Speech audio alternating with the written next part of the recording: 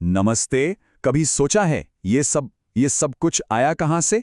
आज हम समय की शुरुआत में वापस जा रहे हैं। ब्रह्मांड के सबसे बड़े रहस्यों में से एक को समझने की कोशिश करेंगे, बिग बैंग थ्योरी। सोचिए जरा, ये सब कुछ कहां से आया? रेत का एक छोटा सा कण, आसमान में चमकते वो तारे, वो विशाल आकाशगंगाएं, आखिर ये सब शुरू कहां से हुआ? ये एक ऐसा सवाल है जिसने सदियों से हम इंसानों को हैरान परेशान कर रखा है। तो चलिए, इस रहस्य की गहराइयों में उतरते हैं। हमारी कहानी एक ऐसी जगह से शुरू होती है जो सच कहूं तो हमारी कल्पना से भी परे है। एक ऐसी दुनिया जो एक पिन की नोक से भी छोटी थी।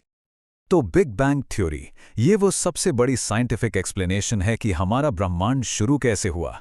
ये थ्योरी कहती है कि सब कुछ एक बेहद गर्म और घने एक अकेले बिंदु से शुरू हुआ, फिर उसमें एक जबरदस्त धमाका हुआ और तब से ये लगातार फैलता ही जा रहा है। बताएं, कॉस्मोलॉजिस्ट ने अपनी पूरी जिंदगी लगा दी है बस इसे समझने के लिए। और एक मजे की बात बताऊं, शुरू में ना इस आइडिया को मजाक में बिग बैंग कहा गया था, लेकिन फिर जैसे जैसे सबूत मिलते गए ये मजाकिया नाम ही हमेशा के लिए इसके साथ जुड़ गया। तो सवाल ये है कि ये सब हुआ कब? खैर, वैज्ञानिकों का अंदाजा है कि ये आज से करीब 13.7 अरब साल पहले की बात है। जरा कल्पना कीजिए, शुरुआत में बस एक बेहद गर्म बुलबुला था। और ये बुलबुला कितना बड़ा था? सोचिए, ये एक पिन की नोक से भी हजारों गुना छोटा था।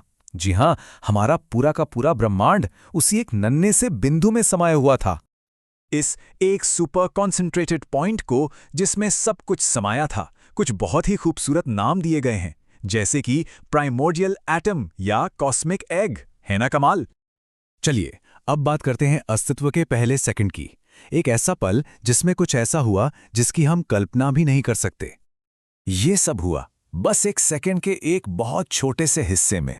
और इतने से वक्त में ब्रह्मांड एक एटम से भी छोटे साइज से बढ़कर एक गैलेक्सी से भी बड़ा हो गया। ये एक अविश्वसनीय स्पीड से फैला, और पता है, ये आज भी फैल रहा है। इस महाविस्फोट के साथ सिर्फ ब्रह्मांड ही नहीं बना, बल्कि वो चीजें भी बनी जिनके बिना हम कुछ सोच भी नहीं सकते। टाइम, स्पेस और मैटर, इन सब का जन्म भी उसी एक पल में हुआ। तो ठीक है, ब्रह्मांड अब अस्तित्व में आ चुका था, लेकिन यह अभी खाली था। अब आता है अगला जरूरी पड़ाव।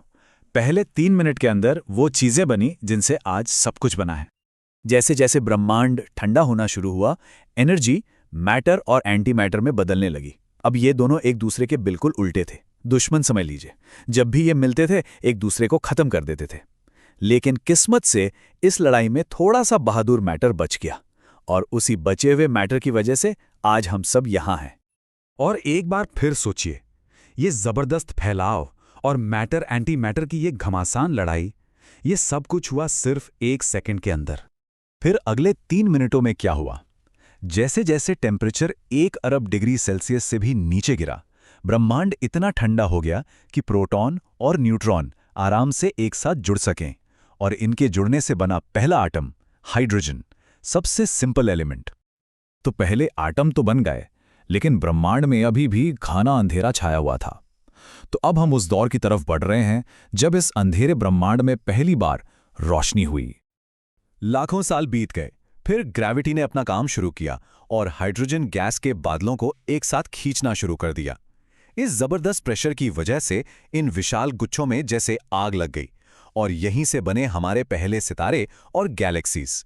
इन पहले सितारों से जो रेडिएशन निकला, उसी ने पहली बार लाइट को स्पेस में ट्रैवल करने का रास्ता दिया, और आखिरकार रोशनी हो गई।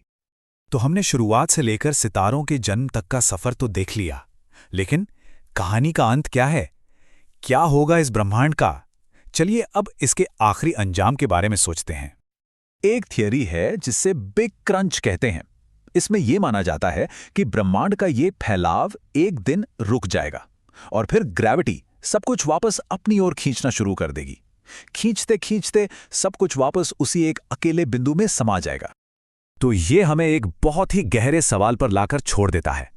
अगर ब्रह्मांड की शुरुआत एक बिग बैंग से हुई, तो क्या ये सब कुछ फिर से शुरू हो सकता है? क्या हम सब एक कभी ना खत्म होने वाले चक्र का हिस्सा हैं? ये एक ऐसा सवाल है जिसका जवाब शायद हमें कभी ना मिले, लेकिन ये हमें सोचने पर मजबूर जरूर करता है।